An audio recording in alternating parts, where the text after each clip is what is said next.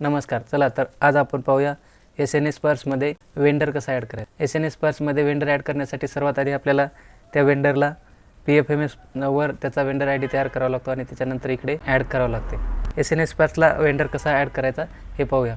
बघा, सर्वात आधी काय करायचं, आपण SNS पर्सला जायचं आहे. म्हणजे SNS पर्सची वेबसाईट ओपन करायची. त्यासाठी आपल्याला सर्च करायचं आहे SNS पर्स महाराष्ट्र आणि पहिलीच वेबसाईट आपल्यासमोर ओपन होईल.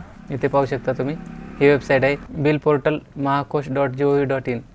याच्यावर आपल्याला क्लिक करायचं आणि ओपन करायचं. हे होम पेज आपल्यासमोर ओपन होईल. होम पेज ओपन झाल्याच्या नंतर आपण इकडे यायचं आहे उजव्या साईडला. इथे पाहू शकता तुम्ही लॉग इनचं ऑप्शन दिलेलं आहे. या लॉग इनवर क्लिक करायचं आणि क्लिक केल्याच्या नंतर आपल्यासमोर एक विंडो ओपन होईल. बघा, या विंडोमध्ये आपल्याला काय करायचं आहे, आपली माहिती भरायची. युजर ID जो की आपला युनिक कोड असतो तो, आणि पासवर्ड टाकायचा आहे. आपल्याला आता वेंडर ॲड करायचा आहे, त्यामुळे आपल्याला मेकरचं जो बिल बनवणार आहे ते लॉग इन करायचं आहे. बघा, मेकरचं लॉग इन केल्याच्या नंतर आपल्याला ड्राफ्ट असं ऑप्शन दाखवेल इथे उजव्या साईडला. ते पाहूया. आता मी माझा इथे ID आणि पासवर्ड टाकतो, लॉग इन करतो. इथे खाली आपण लॉग इन करून क्लिक करायचं आहे. हे इथे आपण कन्फर्म करायचं आहे आपण मेकरला लॉग इन केलेलं का. इथे ड्राफ्ट हे ऑप्शन दिसत आहे, याचा अर्थ आपण मेकरला लॉग इन केलेलं आहे. आता इथे आपल्याला काही मेनू दिसतात इथे डाव्या साईडला. या मेनूमध्ये आपल्याला काम करायचं आहे. बघा, आपलं जे काम आहे ते इथून खाली पे या ऑप्शनपासून खाली आपले काम आहे. तर आपल्याला काय करायचं, सर्वात आधी आता वेंडर ॲड करायचं आहे. तर इथे पहा, वेंडर ॲड करण्यासाठी आपल्याला पे हे ऑप्शन घ्यायचं आहे आणि त्याच्यावर क्लिक करायचं आहे. त्याच्यावर क्लिक केल्याच्यानंतर पहा, हे अशा प्रकारचे ऑप्शन आपल्यासमोर येतात. आता इथे आहे एक रजिस्टर आहे, दुसरं बल्क पे, कॅटेगरी मास्टर, बल्क पे अपलोड, हे अशा प्रकारचे ऑप्शन आहे. जर आपल्याला एकदाच एकापेक्षा जास्त जर वेंडर ॲड करायचे असतील ते खालचे ऑप्शन आहे. परंतु ते करत असताना आपल्याला मग एक्सेलमध्ये माहिती करावी लागते. त्यामुळे एक वेंडर कसा ॲड करायचा मी या व्हिडिओच्या माध्यमातून सांगणार आहे.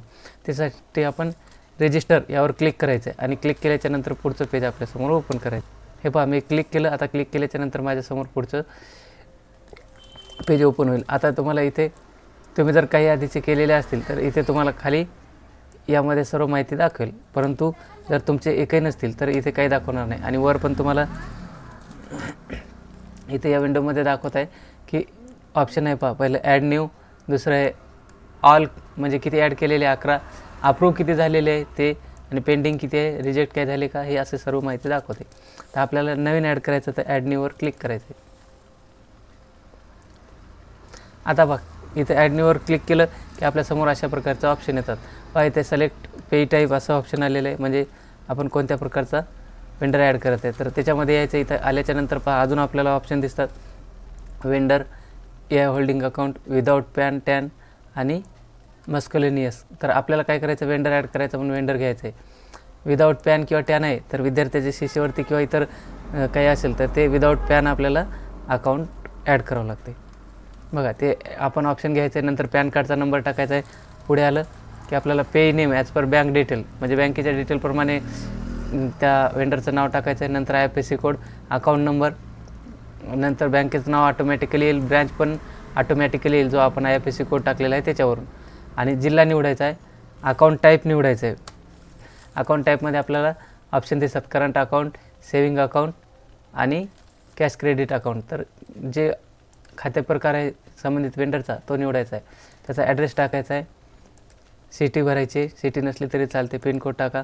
मोबाईल नंबर आवश्यक आहे. ईमेल ID नसला तरी पण चालतो. अशा प्रकारे भरायचं आहे. आणि इथे आपल्याला शेवटी त्याचं खात्याशी संबंधित, ज्याच्यावर त्याचा खाते क्रमांक स्पष्ट दिसेल असं एखादं डॉक्युमेंट आपल्याला इथे अपलोड करायचं आहे. हे डॉक्युमेंट अपलोड करत असताना आपल्याला फक्त 50 KB मर्यादा दिलेली आहे, म्हणजे 50 KB जास्त साईज नसावी त्या फाईलची.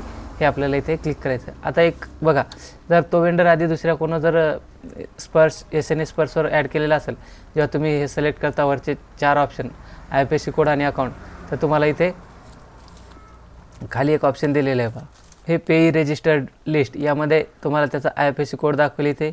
इथे बँक नेम, इथे ब्रँच नेम, इथे अकाउंट नंबर, रजिस्टर्ड बाय म्हणजे कोण रजिस्टर केलेलं आहे, युज्ड बाय, आणि do you want to use this. तर इथे आपल्याला येस केलं तर आपल्याला तो ऑटोमॅटिकली आपल्या याच्यात येईल, म्हणजे खालची माहिती भरण्याची आवश्यकता नाही. आता मी ही सर्व माहिती इथे भरतो आणि भरल्याच्या नंतर ॲड करतो. आणि भरल्याच्या नंतर आपल्याला खाली ऑप्शन यायचं आहे, घ्यायचं आहे. हे ऑप्शन आहे सबमिट. सबमिट हे ऑप्शन घेतलं की तो ॲड झालेला दिसेल. अशा प्रकारे आपल्याला वेंडर ॲड करायचा आहे. आणि हा वेंडर ॲड झाला की आपल्याला इथून लॉग आउट करायचं आहे. बघा, आता मी चेकरचं लॉग इन केलेलं आहे. चेकरचं लॉग इन केल्याच्यानंतर आपल्याला SN स्पर्श एजन्सी फायनल असं नाव दाखवते. आता आपण जो वेंडर ॲड केलेला आहे तो इथं पेईमध्ये यायचा आणि पेईमध्ये आल्याच्यानंतर आपण इथे पाहू शकता एक ऑप्शन आलेलं आहे खाली तुम्हाला अप्रूव्ह म्हणून, त्यावर क्लिक करायचं. अप्रूव्ह वर क्लिक केल्याच्यानंतर आपल्यासमोर यादी दाखवेल किती आपण ॲड झालेले आहे किंवा मेकरनं किती ॲड केलेलं आहे ते दाखवेल. इथं वर त्याची समरी दाखवते सर्व किती आहे, अप्रूव्ह किती झाले, पेंडिंग किती आहे आणि काय रिजेक्ट केलेले आहे का, ही सर्व माहिती दाखवते. तर त्याला काय नाही, आपण सरळ इथे हा जो वेंडर आहे आपला तो त्याचं स्टेटस आहे इथे पाहायचा आणि त्याच्यावर क्लिक करायचं, अप्रूव्ह करायचं. आपल्याला तिथून अप्रूव्ह केलं की लगेच इथं अप्रूव्ड म्हणून ऑप्शन दाखवेल. आणि डिलीट करायचं असेल तर डिलीट करण्यासाठी पण इथं ऑप्शन आहे बघा. जर एखादा वेंडर डिलीट करायचा तर इथं ऑप्शन दिलेलं आहे. आपण तो वेंडर निवडायचा. जसं की आता पेईमध्ये आलो, अप्रूव्हमध्ये जायचं, इथे यादी दिसेल, इथंच आपण कारण निवडायचं का रॉंग पे डिटेल किंवा काही रॉंग नेम असेल किंवा काय असेल तर डिलीट करायचं.